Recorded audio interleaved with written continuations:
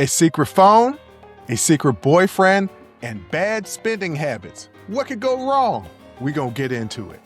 Let's get it!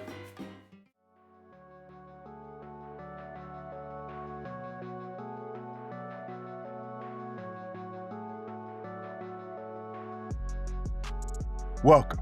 First of all, welcome. This is Unsolicited Perspectives. I am your host, Bruce Anthony, here to lead the conversation in important events and topics that are shaping today's society.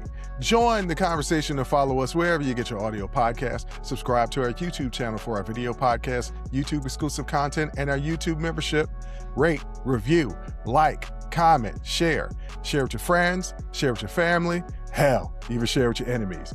On today's episode, hidden messages, a hidden relationship, and the choices that create our own chaos. But that's enough of the intro. Let's get to the show.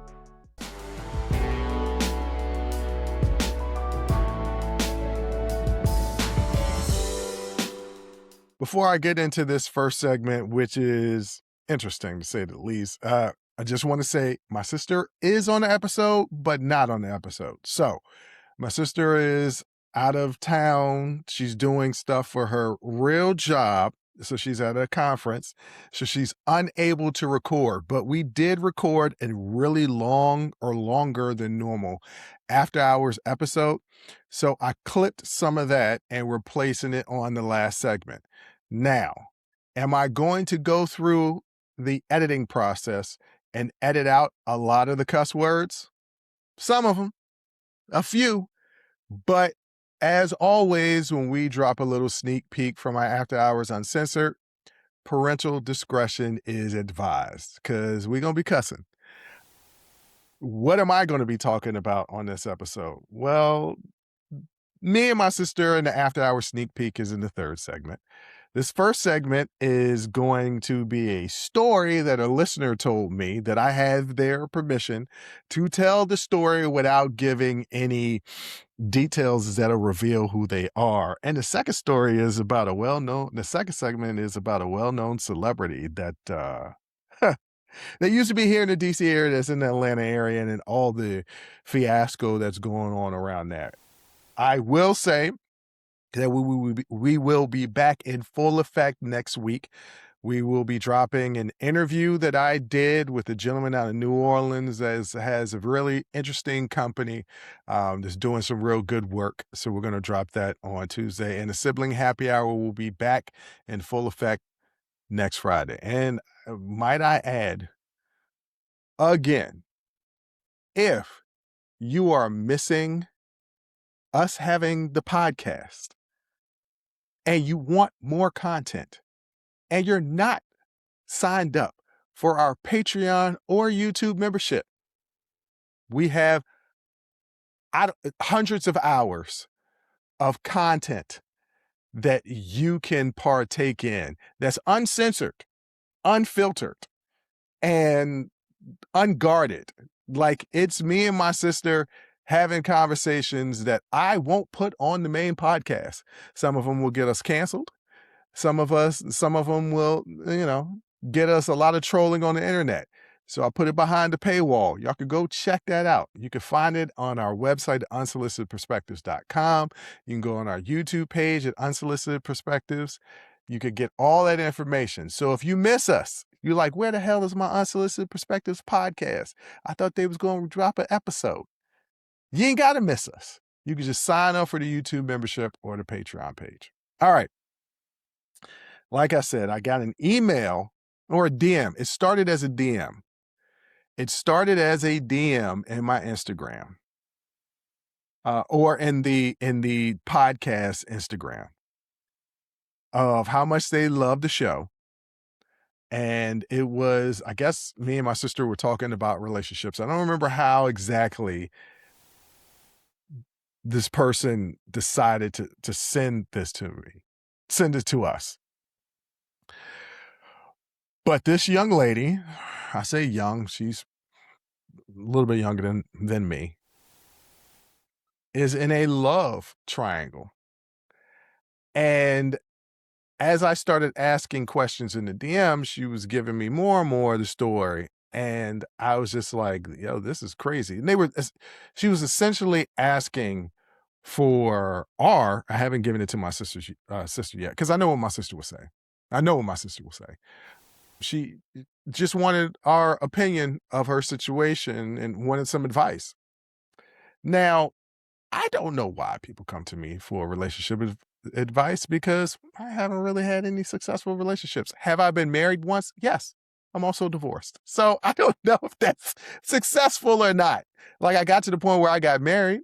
I've had several girlfriends that have lasted for, give or take, few years and all that type of stuff. What I will say is that in relationships, if you can remove your emotions, which is extremely hard to do. I personally can't do it, right? If you can remove your emotions, your common sense will tell you exactly what you need to be doing. Because odds are your body is always letting you know this is a high stress area situation. I probably need to exit. But it's something about that emotion, it's something about that attachment, something about that inability to let go that keeps us in bad situations even when we know that they are bad situations. All right. So I'm gonna tell this young lady's story from what I can remember because the DMs were all kind of jumbled. I tried to kind of put them together and was going to read them like back to back to back, but I was just like, no, this is ridiculous. I'm just going to tell the story. So, this young lady is in her mid 30s and she's married to an older gentleman. She lives in Illinois. Um, she's married to an older gentleman that's about 25 years to 30 years older than her. Okay, so he's in his mid to late 60s. And they've been having some problems. They've been having some issues because they've been married for a while. He snatched her up relatively young. I think she said that she got married in her late 20s when he was in his mid to late 50s. So they're having issues. And she moved to Illinois while he still lives in North Carolina. This is key. This is very, very key. He still lives in North Carolina. They're separated, kinda, but still working on things. In the building that she lives in, she met another man, another older man. He's slightly younger, but still another older man. And at first, it was just a matter of exchanging pleasantries. Hello, how you doing? And eventually, that turned into conversations. Hey, you want to grab a cup of coffee? And next thing you know, glass of wine. And next thing you know, she's kind of low key, kind of dating this dude. It's a situationship. Now, I'm not going to get too explicit, but what she's informed me through the DM is that she has not had relations. This is my word, not hers. Relations with this new older man in Illinois because she's not divorced. Hasn't started the divorce proceedings yet. Hasn't really brought up divorce. And I asked this young lady, because she is younger than me, how long have you been dating this new guy in Illinois? And she says, it's been coming up on a year. And I said, y'all not really dating if y'all haven't had relations. Well, she's like, no, we make out and we kind of do other stuff, but we haven't really done it. And I was like, and does he understand the situation? Does Mr. Illinois? Mr. Illinois is that sneaky link, right? That's what we're gonna name him, Mr. Illinois. And Mr. North Carolina's is the married man. I said, did Mr. Illinois know about Mr. North Carolina? She said, yes, he does. I've been open and honest about that. I said, does Mr. Illinois ask when you're getting divorced with Mr. North Carolina? She says yes. I said, what do you tell Mr. Illinois when he asks you if you're getting divorced from Mr. North Carolina? She said, well, I told him, it's complicated. And I said, okay, well, why is it complicated? Well, because, I love him, but I know we're not supposed to be together. I said, you're in your late 30s. Feel like you should have this figured out by now. And what I mean by that is I told her, "You sound like you're in a college-like situation with 2 men that should be retired right now. This is sounding very juvenile what you're in." I said, "What is Mr. Illinois' response to all this stuff?" She says he's cool with it. And I said, "Does Mr. North Carolina know about Mr. Illinois?" She says he does not. And I said, "Okay, what's holding you back?" "I love him, but it's hard, and he's older." And I said, "Okay, I mean, everybody that's been married and has to get a divorce, we all have to go through those type of situations. There's something more to the issue." She was like, "Well, he kind of depends on me to take care of him." That was kind of the issue with the marriage, and kind of how I want to get the reason why I want to get out of this is because I'm more of a caregiver than an actual wife. I said, "Oh, okay. All right. I can understand that situation." I said, "Well, you haven't had relations with Mr. Illinois. Do you still have relations with Mr. North Carolina?" "Yeah, when I see him every now and then, I go back to North Carolina to see my animals and pets and things of that nature. And then sometimes he'll come out to Illinois." I said, "What now? He comes out to Illinois? What does Mr. Illinois do when Mr. North Carolina comes out to Illinois?" "Well, we obviously we can't see each other." I was like, "Well, obviously, because you got a sneaky link." I said, "Of course you can't see your sneaky link when your husband is in town. This is crazy." I said, "Does Mr. Illinois know that every now and then when you and Mr. North Carolina get together, y'all have relations?" And she said, "Yeah, I've been honest and told him." And I said, "And he's cool with that?" She said, "Yeah, he's cool with it. He just really likes spending time with me." I said, "Okay." And then she asked me, what should she do? And I said, I'm not a therapist. I can't give you the answers because I have an idea of what you should do, but I can't give you the answers. This is what I will say. I said, you're being dishonest to both of them.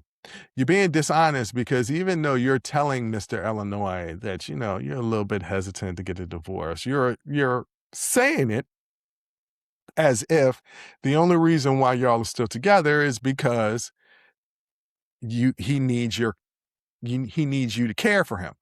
But he's in North Carolina right now, you're in Illinois. So it's not like you're there to care for him. So that argument gets thrown out the window. And if Mr. Illinois has any type of brain on him whatsoever, he can see through the BS of that explanation.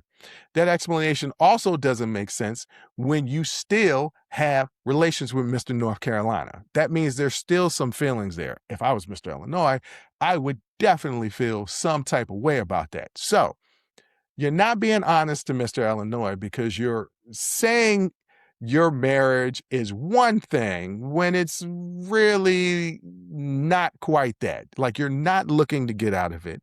You're not solely his caregiver. And you're still having relations with this person. I could tell you my own personal experience. When you are in the process of separating, even before the words divorce starts to come up, most people, the first telltale sign is you start slowing or completely stop on relations. That's a telltale sign. When you don't even want to do that anymore, a basic human instinct, urge, a basic human urge. When you stop having that urge with the person that you said before, people, God, what have you, I do till death do us part. That is the sign that you are no longer in it. Or it might be temporary. It could be temporary. But if things are already going downhill and you stop that, it's only going to get worse. But if you're saying to me things are going downhill, but you're still doing that, tells me that you're not really ready to give everything up, that there's still some part of you that's in it. And Mr. Illinois should know that, should see that. Me personally, ladies and gentlemen, I know this is not the right thing to say. I know this is toxic masculinity coming out of me. Very rarely does it come out of me, but I feel like it needs to be said. Mr. Illinois is a sucker because it couldn't be me. wouldn't be me, shouldn't be me, shan't be me to be played where I'm with a woman for almost a year. I'm the sneaky leak with no sneaking. Let me repeat that again for the people in the back that didn't hear me. I'm the sneaky leak with no sneaky. The sneaky being, relations, in case you didn't pick up on that, in case I wasn't being as blunt, Sometimes you just got to say that. But she's still doing it for Mr. North Carolina. Also, for Mr. North Carolina, you can tell when your partner is not quite there with you anymore.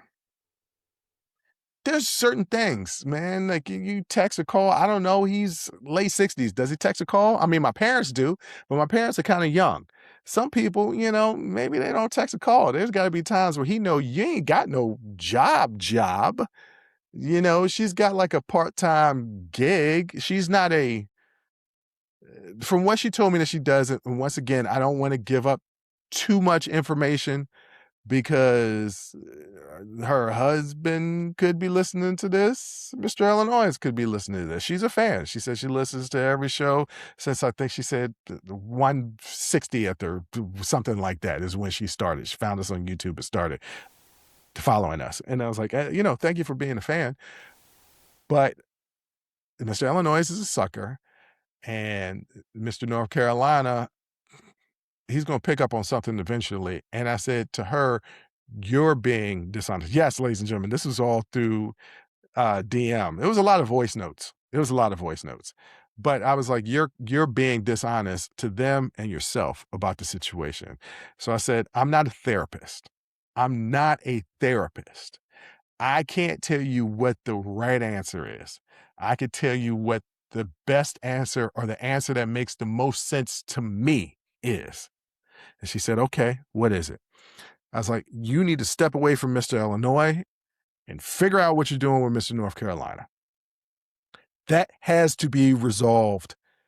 Not immediately, but it has to be resolved before you can do anything further with Mr. Illinois. Because she says she really likes Mr. Illinois. And he obviously must really like her to play the sucker role that he's doing. But I said, you got to figure out things with your husband first. That one thing can't begin until another thing ends. So figure that out. Whether it needs to continue on, whether y'all need to work on your relationship or it needs to end, figure that out. And if you decide that the divorce is the right way to go, get divorced. Take some time for yourself. Then maybe revisit Mr. Illinois. And like I said, Mr. Illinois is a sucker because not only is he playing the sneaky leak with no sneaky, but if you think that you are an outlier, that you are the exception to the rule, you got another thing coming.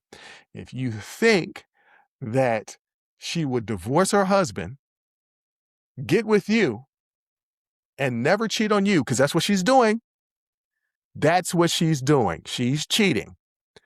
If you think that she would get with you and never cheat on you when your whole relationship was established with her cheating, you a fool. You're not only a sucker, you a fool. You a fool sucker or a sucker fool, whatever, however you want to take it, that's what you are. And I hate to be so blunt. I really do.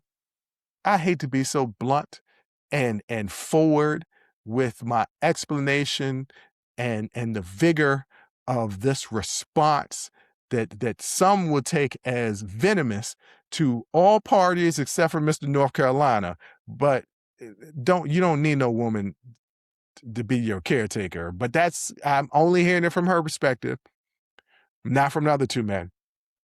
But yeah, and this, I decided, I asked her for her permission to talk about this. She gave me the okay. And I decided that I was going to talk about this for a very simple reason, because there's going to be people out there, not a person, trust me, it's not a person. There's going to be several people out there that are in a situation like this. This is a common situation when you're involved with somebody. Things are a little rocky and you run to somebody else. And now all that is avoiding the problem.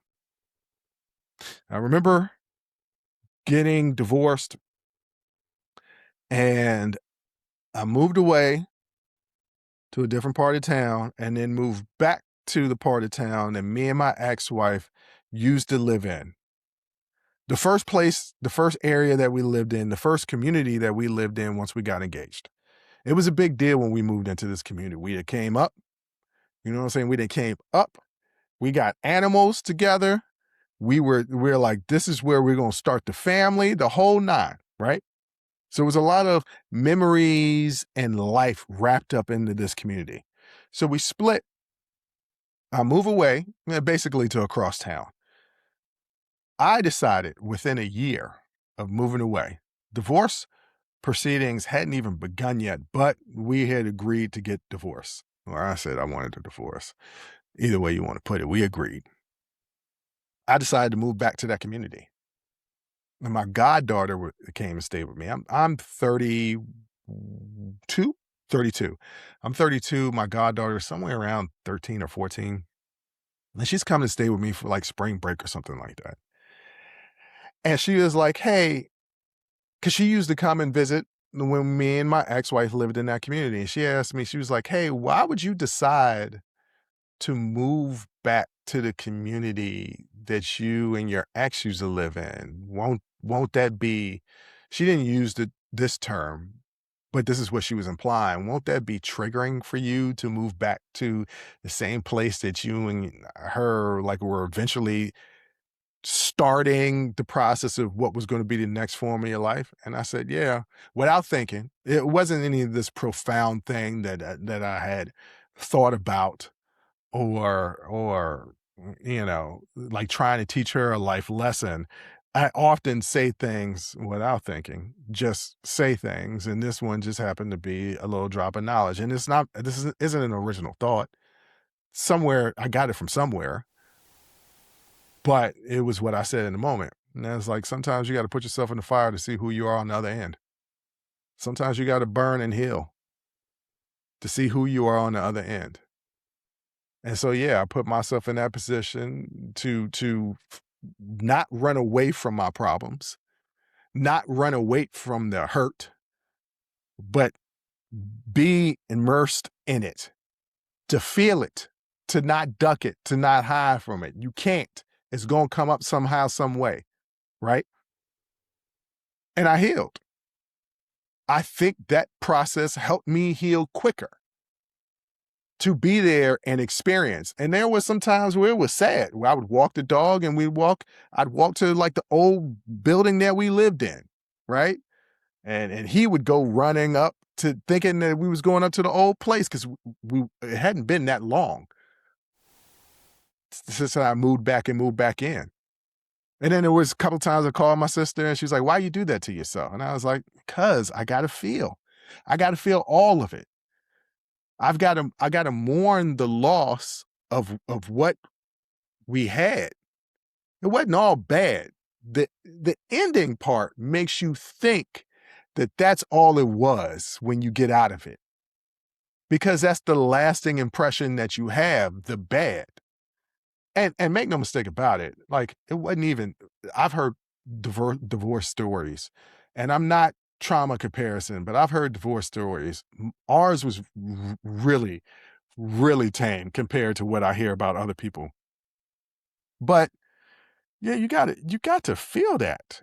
You've got to embrace all of it. You've got to see the pain and the joy of what you experienced.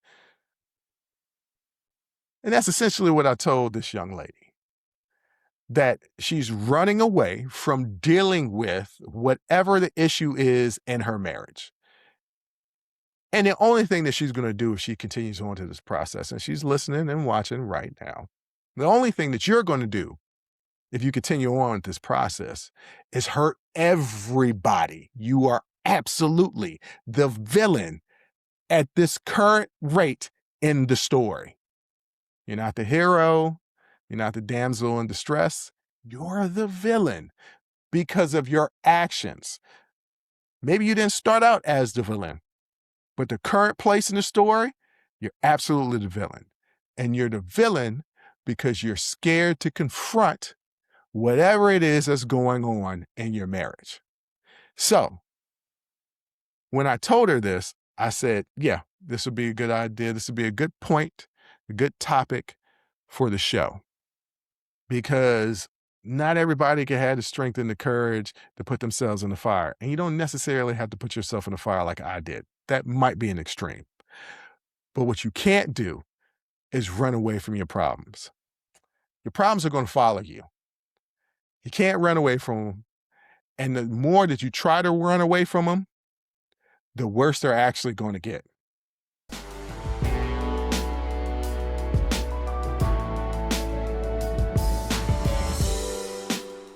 Speaking of relationships,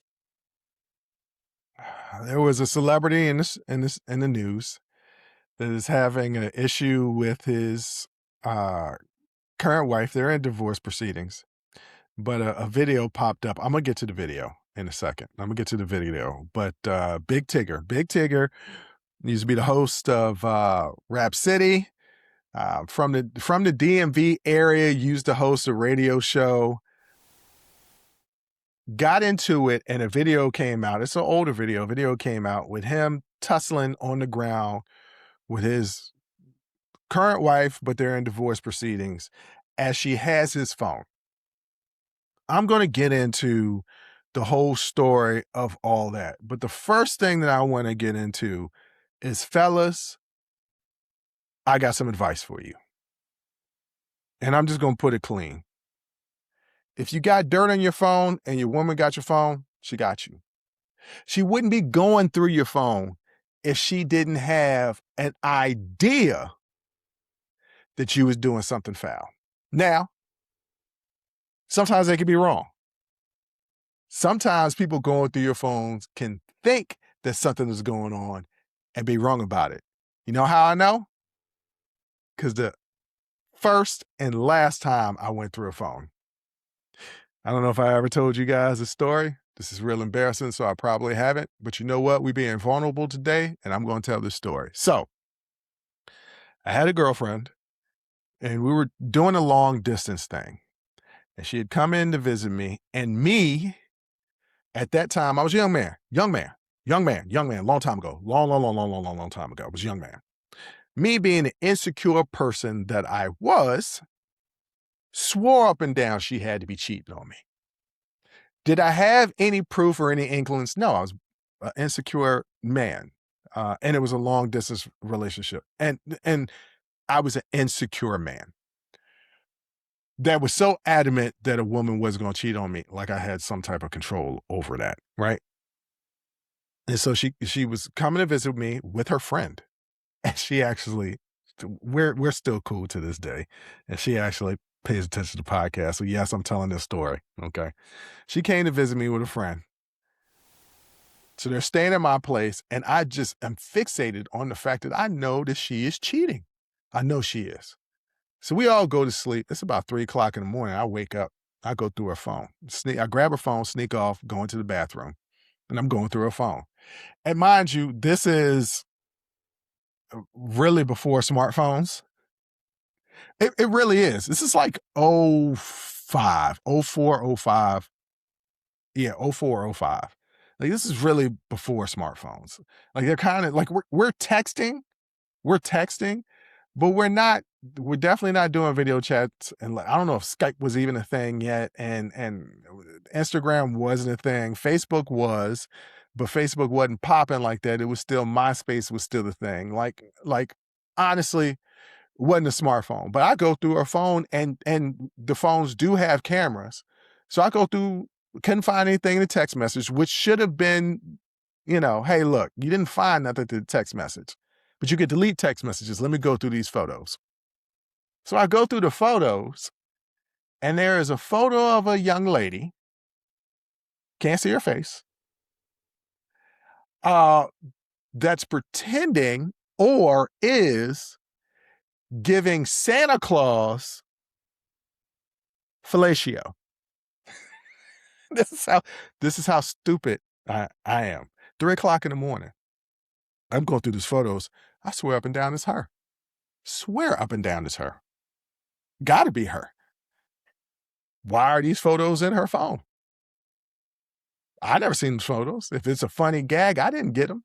So it's got to be her. She is giving Santa Claus fellatio. In my mind, 3 o'clock in the morning at 24, 25 years old, that's in my mind what I'm thinking. So I wake her ass up. What the hell is this? She wiping the coal out of her eye. What you talking about, Bruce? Why are you giving Santa Claus fellatio? What? I said, you heard what I said. Why are you giving Santa Claus fellatio? Bruce, that's not me. No, that looks like you. You can't even see her face. That's the point. You giving Santa Claus fellatio and you hiding your face. But I see the picture. She was like, okay, well, this woman kind of has her back open. Do you see my tattoo? And so I look, I don't see no tattoo. That should have been the first thing that I looked for because her back was kind of open in the picture. I didn't see no tattoo. And I was like, there is Photoshop. You could have just erased it. You giving Santa Claus fellatio. I mean, you smart enough to hide your face. You smart enough to use Photoshop. And she showed me where she got the original pictures. It was sent to her by the young lady that came with her. And it was in their little text thread. They were laughing back and forth about it. So I said, oh, so you wasn't giving Santa Claus fellatio? No, Bruce, I wasn't. Oh, okay. I think I'm gonna go sleep in the living room. Uh, whatever you feel is comfortable, you can go ahead and do that. Yeah, yeah. I took her to the airport the next day. Shortly thereafter, we broke up, and I don't blame her because I was acting like a crazy person. The point of all of that, the point of that story that I'm trying to say is that if a person goes through your phone, they ain't all the way there right there in that particular moment. They're not all the way there. So there's no reason to try to physically take your phone away for a man or a woman, either or, from a person when they have your phone. If it's your significant other, not like if it's getting stolen or anything, because a lot of people out there don't have nuance. I'm talking about like you're in a relationship and the person that you're in a relationship takes your phone. There's no reason to fight for it. Let them have it. Because if you got incriminating evidence on there, your ass just got caught. It was only going to be a matter of time because they're suspecting you of something already. And if you don't have anything incriminating, why are you fighting with them in the first place? So this viral video went out of Big Tigger, whose real name is Darian Morgan. He's 53 years old. Used to be on 106 Park, like I said, Rap City, the 103 morning show since 2020, and used to be on a radio show in D.C. before that. I've known Big Tigger has been a part of my life since as far back as I can remember, right? He is entrenched in hip-hop culture. He even came out with a song, if I remember correctly. He did. I think he came out with a song with Angie Martinez. Anyway, the video came out with he and his wife tussling around. A lot of people made jokes about it because you could kind of see that there's two different ways to look at this video. Let me give you guys the legal full picture in plain English about everything that's going on. This started with one incident, but is now split into several separate legal cases involving both Big Tigger and his estranged wife, Alicia Brown. First, there's the criminal case against Big Tigger. According to the police affidavit, the May 9th incident allegedly began when Brown confronted him about text messages from a female co-worker. The affidavit says the argument became physical, and Brown suffered a deep cut above her eye that required stitches. On June 20th, Big Tigger was arrested and charged with aggravated battery and third-degree cruelty to children. The child cruelty charge is connected to their 13-year-old son, who was reportedly inside the home and heard the incident. Big Tigger posted a $10,000 bond and has denied the allegations. That case is still pending. Nothing has been proven, and there's been no conviction. There's a separate Separate from the criminal case is Brown's protective order. On June 24th, a Fulton County judge granted her temporary protective order. Under that order, Big Tigger must stay 200 yards away and have no contact with Brown or the children. Brown was also granted temporary custody and exclusive use of the home, and he was ordered to surrender access to the ring cam and the gate. That is the civil case. Even though it comes from the same alleged incident, a hearing was scheduled for July 13th to determine whether the order would remain in place, charged, or be lifted. Then there's the defamation lawsuit, which is where people often get confused. After Brown publicly accused Big Tigger of having an affair with his V103 co-host Francesca Amaker, Amaker denied the allegation and filed a federal defamation lawsuit against Brown. This is not Big Tigger suing his wife, is Felicia or Francisca suing Alicia Brown. Amaker says Brown's social media posts falsely portrayed her as a homewrecker and damaged her professionally. She is seeking more than $75,000 along with punitive damages and a jury trial. Big Tigger is not a party in that lawsuit. Then there is Alicia Brown's own criminal case, which is completely separate from everything else. On July 6th, Brown was arrested during a felony traffic stop in Hartford County, Georgia, based on an outstanding Maryland warrant for interference with child custody. That warrant is connected to a 2019 disappearance of her daughter. I think that's Aaliyah. Aaliyah is a different child from a previous relationship, and her father reportedly had her for full custody. She's still missing. That's from 2019. The two children who were in Brown's vehicle during the July 6th stop, including the son she shares with Big Tigger, were found safe. Neither child was the missing daughter that's still missing from 2019. Brown is expected to be extradited to Maryland to face those charges. Those were also separate. There's also a separate interference with custody warrants in Fulton County, Georgia, but those were dismissed. The Maryland case is the one that remains active. So the easiest way to understand all of this: Big Tigger is a defendant in the aggravated battery and child cruelty case. Brown is the person who requested the protective order. Brown is also the defendant in the federal defamation lawsuit filed for Francisca Amaker. And Brown is the defendant in the Maryland custody case involving her missing daughter. Once again, her daughter's been missing since 2019. The two biggest details to keep a straight eye are the 13-year-old son and the missing daughter are two different children. And the defamation lawsuit belongs to Francisca Amaker, not Big Tigger. So you can see that this is all one big messy legal battle that's bigger than just the cell phone video that we got. And there's a lot of moving parts and a lot of people that are involved with this. But that's just the legal synopsis. He got arrested, right? He got arrested and because she accused him of being a psycho and things of that nature.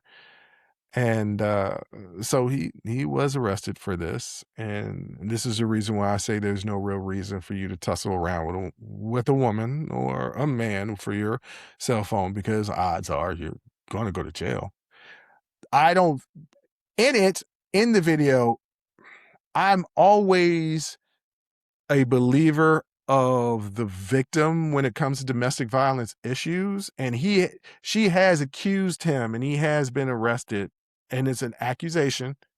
There hasn't been any conviction of domestic violence towards her. But in this particular video, as I saw it, she was initiating everything. He was trying to get her phone back. She fell out all on the floor. And the reason why I think that this was bait, right, that she kind of set this up is because she had somebody else, as her friend, recording. A lot of people made jokes about it, and it is funny that they're tussling around on the ground, him trying to get his phone back. Almost, it's serious, but it's almost like two siblings fighting for a toy on the ground, even though they're not siblings. This is a serious issue. But she's got some other legal stuff going on. She's got a missing daughter for like 7 years. that they still haven't found the daughter. Her ex-husband had gotten full custody of their kids together, not Big Tigger, but her ex-husband. He got full custody of their kids, which, let me explain something to you, ladies and gentlemen. That rarely happens, that the man gets full custody, not joint custody, full custody of your kids. It's really got to be some ish going on with the mother. Now, this isn't to victim blame. This is just to give you kind of like a whole picture that there's a lot of stuff going on here in this particular situation.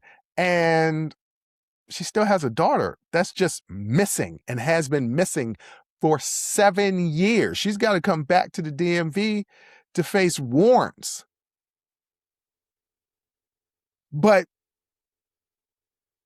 she's going through the phone, or wants to find the phone, because allegedly Big Tigger is having an affair with his co-host on the show, and there is a pending lawsuit for defamation. So you ain't gonna hear no names out of me. If you want to get the names, go ahead and Google it. Ain't nobody gonna sue me for defamation. I'm not saying that they had an affair. I'm saying that's what his wife is saying, is that she had an affair and thought that there were some messages on the phone. And then once again, I got to go back to, don't be tussling with nobody to get your phone back. Just let it go. If you got caught, you got caught. It is what it is. You can't run from it. But I want to get serious about domestic violence, because he is accused of, once again, accusation. He is accused of some very, very serious things. And I don't want, I make jokes about, get a phone up. I make jokes about going through my ex-girlfriend's phone. There are no jokes about domestic violence. The majority of domestic violence victims don't go report it, just like victims of sexual assault. And the laws are getting better, especially in the state of Virginia, for domestic violence victims. But a lot of times, it's continuous domestic violence for the victim, and the abuser gets off over and over and over again. I know the general consensus is because most men, generally speaking, hate women. They like to have sex with them, but they don't like women, because women represent femininity, which we have been told since we were little kids to always fight against, because a man is supposed to be masculine. Stupid, patriarchy, toxic masculinity. We've gone over it so many times on the show. I'm not going to dig into that anymore on this particular show. But what I am going to focus on the fact that I don't care what this woman's background is. It's alarming that her daughter is somewhere missing. It's alarming that it looks like this video was a setup. It's alarming that when her and her ex-husband were fighting for custody, he got full custody. That's all alarming. Two things can be true. She could be a domestic violence victim and also has some ish with her. Both things can happen. And I see a lot of discourse on the internet to immediately dismiss her because of her history. And let me give you a little update on some things that happen to people that have a shaky background. They become victimized easier because most of the time people won't believe them because of their shaky background. Now, I'm not saying Big Tigger did it. I'm not saying he didn't do it. I don't know. I wasn't there. All I'm saying is sometimes you gotta let people just have your phone and let the chips fall where they may. Too many people are out here trying to win the argument, trying to win the fight. When you win, you lose. This man could lose his job, his kids, if he didn't commit domestic violence, right? He could still lose all those things because the perception from that video ain't good for him. And why? Why? Because if you don't have anything to hide, fighting and tussling with her on the ground doesn't make sense. It makes more sense if you got something to hide, because why the hell do you want to get the phone back that badly? Maybe you're worried that she's going to cash app herself some money. I mean, that could be a worry. I mean, that's legitimate. I don't think that was it, though. I think it was possibly. I don't know. Allegedly, it might be an affair. And it could not be with the coworker. It could be with another woman. He's Big Tigger in Atlanta. He's well known. Everybody knows him. We know his face. He's looked the same for the last 30 years. He ain't changed nothing. He looked the same. Just a little bit older, a little bit chunkier, but that's about it. He looked the same. We know who he is. So the point is this: not all victims are squeaky clean. Not all people that fight for their phone are automatically guilty. But this overwhelming need to win can cost you so much in the end. You don't win, you lose. Pick your battles better.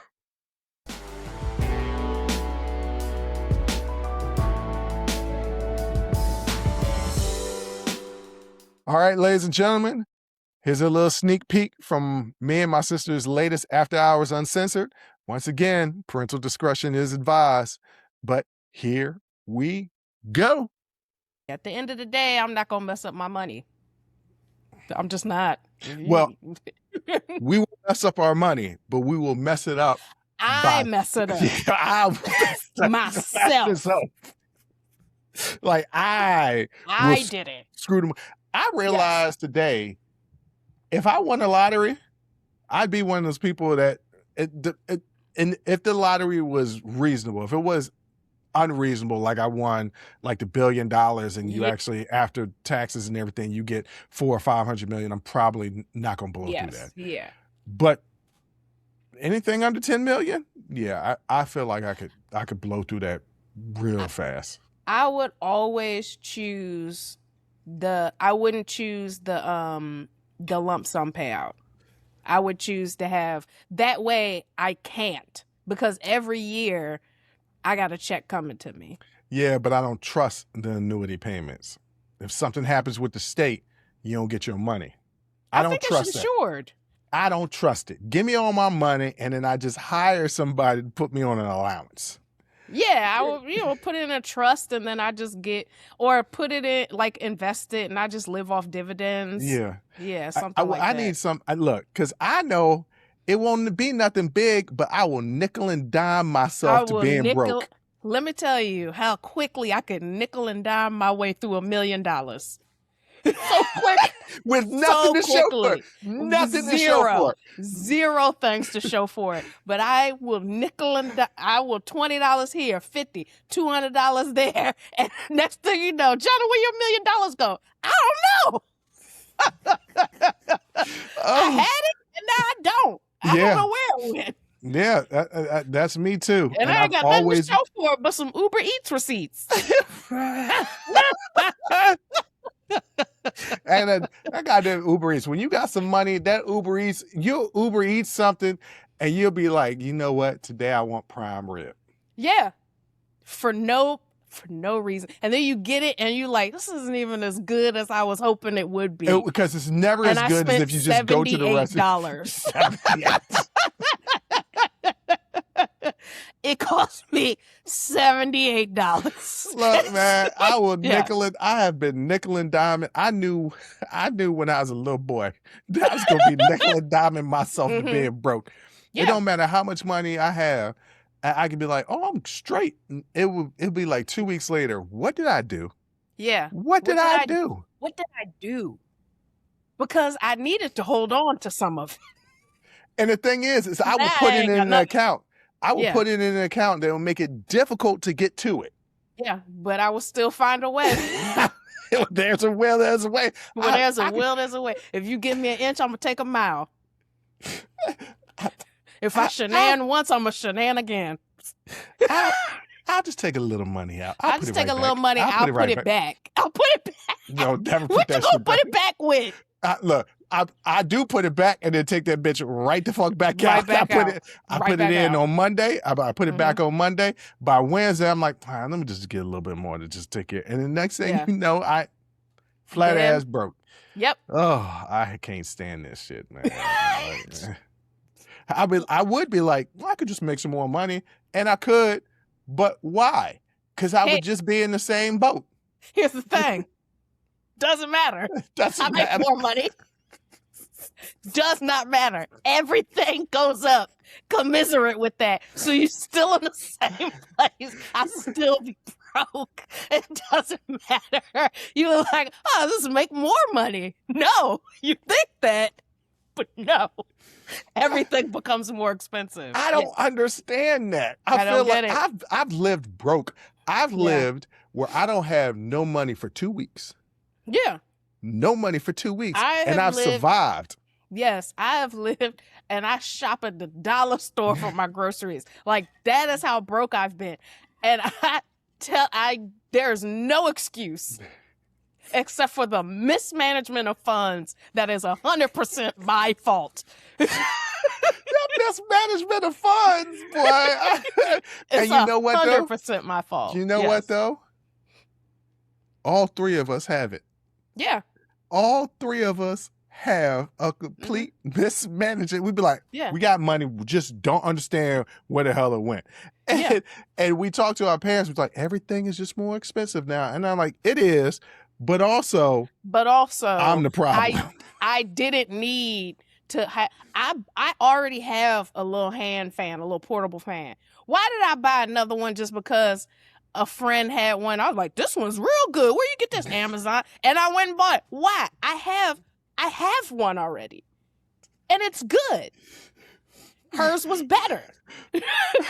you know, when you got money and you ain't worried about nothing at that moment, Right. is when you don't write a list to the grocery store. You just go. Yep.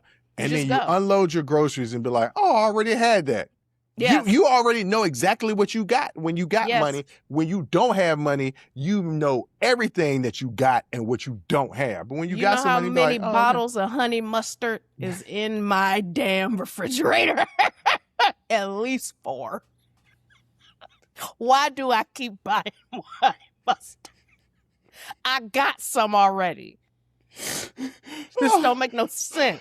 oh, I already got eggs. Now I got to eat all these eggs before they Now I expire. gotta eat all these damn eggs. I do have 2 dozen eggs in the Why? Why do I have 2 things of eggs in there? Well, I eat 6 eggs in a sitting, so that makes sense. Yes, I eat 1. Then that don't make no It damn don't make sense. I looked in there and was like, why is there 2 things of eggs in here?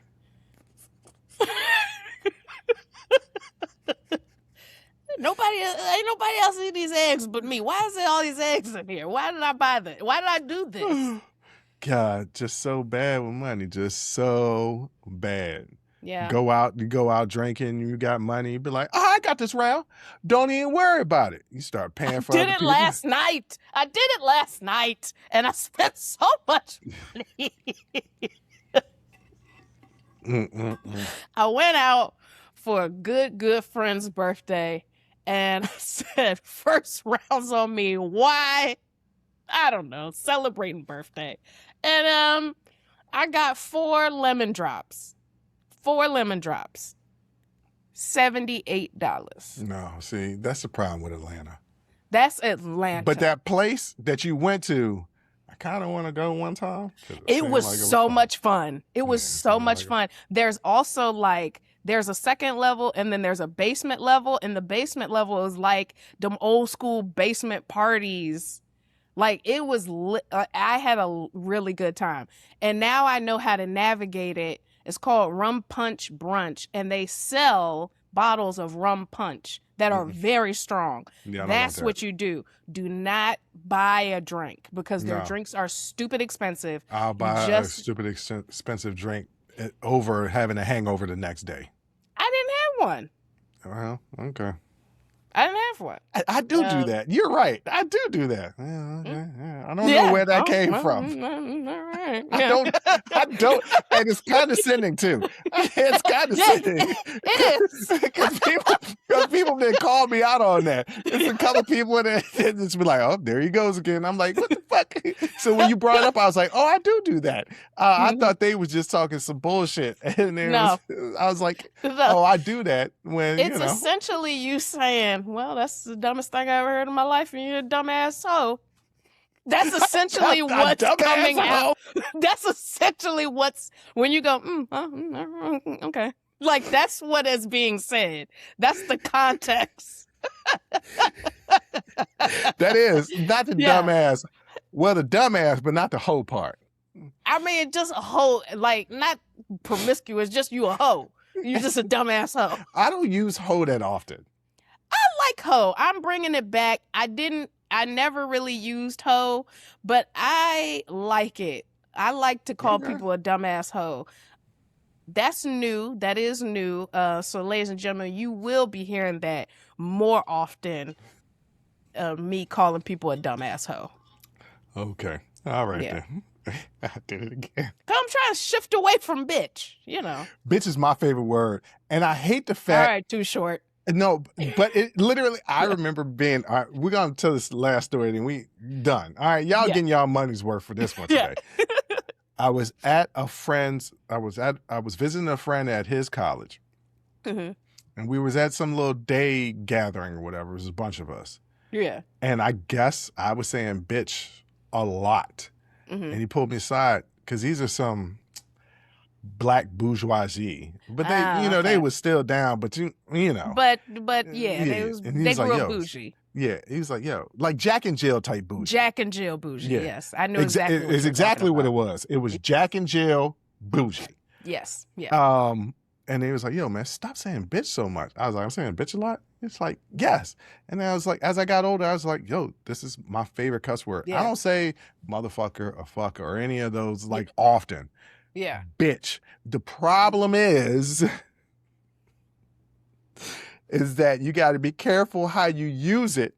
Yes. Because women will walk past and be like, the fuck you say? I was like, no. I that's just my favorite word. Yeah. I'm not saying it like that. Yes. But. Yes. So that's why I like bitch and being a woman, because we use it as a term of endearment. Like, I call my friends bitch. Like, bitch, you ain't never gonna guess what this motherfucker said. Like, bitch, why bitch? It's different. But a man yelling out bitch, you sound like a misogynist. So people need to understand. Time out. Sometimes I'll be talking to my female friends. I'll be like, bitch, let me tell you something. I do. And then in the moment when I say that, I'm like, that sounds very homosexual. But but it's giving. But when you're around a lot of women, when you're around people often, no matter what, even if you're the strong person, you pick up mannerisms. Yes. So there are times when I'm around them. Like, I'll be having some conversations when I'm around my female friends. I'm like, yo, I'm glad none of my boys are around to hear. Yeah. I'm having this particular conversation with y'all because I'm out of pocket for even participating in this conversation at all. And I'm not really participating. It's a forced participation. Yeah. And I'm in the background saying, I really don't want to talk about this, girls. And they was like, but what do you think? And I was like, what do I think? I don't have an opinion on this particular situation. Like, right. This seems like a gendered conversation that I don't have an opinion on. We know you're not gay. You can say something. That's not the point. Like, I haven't formulated an opinion because this, I'm not in this realm of thinking. I can't give you an honest answer about this. Yeah. But I think also men should realize that, a woman is locked in with you either as a friend, partner, whatever, when she calls you girl by accident. Like, that is how you know that. They ain't never called me girl, though. I've done it before. I was talking to a good friend, talking to a phone, and he was saying something. I was like, girl, I mean, boy. Wait a minute. But were they gay? No. Okay. But they were just saying something real reckless. I was like, girl. I think I said girl bye. I was like, I mean boy bye. But that's how I was like, that's how you know I'm locked in with you, because I see you. That's how you know I'm locked in with you. Something happening to the signal. So that's our sign to go ahead and end the show. that's the motherfucking sign. If I because you froze for a little bit. You because I'm on this damn hotel Wi-Fi. Even though I paid $16.95 for the enhanced internet. All right, guys. I hope you enjoyed that clip, and I just want to leave you guys with this. Today's stories all come back to one thing: the consequences of believing you can manage a secret, control the fallout, or clean everything up later. In one story, an argument allegedly begins over messages on a phone and escalates into injuries, criminal charges, a protective order, and a family being pulled apart. That's Big Tigger and his wife. In another, we have a married woman who's dating another man. The boyfriend knows about the husband, but the husband has no idea about the boyfriend. She says she's waiting for the right time to get divorced, but until that time comes, one man is participating with the full story, and the other is living inside of a lie. And then there's me and my sister, admitting that we can make more money and still nickel and dime ourselves right back into being broke. Different stories, but the same behavior, making decisions today while convincing ourselves we will deal with the consequences tomorrow. But here's the uncomfortable part people don't want to talk about. Waiting for the right time to tell the truth is often just more of a comfortable way to continue telling a lie.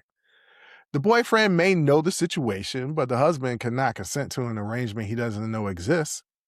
You can't call something an open situation when only 2 to 3 people know the relationship is open. That is not honesty. That is one person controlling who gets the truth and when they receive it. And when it comes to the phone, whatever is inside the device is not worth somebody getting hurt. Anger, jealousy, embarrassment, or fear of being exposed does not excuse violence. If the reported behavior happened, she went through her phone, it's not a defense. Walking away may feel like losing an argument, but refusing to walk away can cost you your children, your home, your career, your reputation, and your freedom. The same principle applies to money. We can blame inflation, delivery fees, expensive drinks, or the cost of living. But eventually we have to acknowledge the purchases we've made, the habits we refuse to change, and the excuses we kept repeating. Accountability means recognizing what is under your control before the consequences force you to recognize it. Tell the truth before somebody discovers it. Walk away before an argument becomes something you can't undo. And manage what you have instead of assuming more money will fix the habits you refuse to address. Because the decisions we keep postponing do not disappear. They just collect interest. Ladies and gentlemen, I want to thank you for listening. I want to thank you for watching. And until next time, as always, I'll holla. Woo! That was a hell of a show. Thank you for rocking with us here on Unsolicited Perspectives with Bruce Anthony. Now, before you go, don't forget to follow, subscribe, like, comment, and share our podcast wherever you're listening or watching it to it. Pass it along to your friends. If you enjoy it, that means the people that you rock with will enjoy it also. So share the wealth, share the knowledge, share the noise. And for all those people that say, well, I don't have a YouTube. If you have a Gmail account, you have a YouTube, subscribe to our YouTube channel where you can actually watch our video podcast and YouTube exclusive content. But the real party is on our Patreon page, After Hours Uncensored and Talking Straight-ish. After Hours Uncensored is another show with my sister. And once again, the key word there is uncensored. Those are exclusively on our Patreon page. Jump onto our website at unsolicitedperspective.com for all things us. That's where you can get all of our audio, video, our blogs, and even buy our merch. And if you really feel generous and want to help us out, you can donate on our donations page. Donations go strictly to improving our software and hardware so we can keep giving you guys good content that you can clearly listen to and that you can clearly see. So any donation would be appreciative. Most importantly, I want to say thank you for listening and watching and supporting us. And I'll catch you next time. Audi 5000. Peace.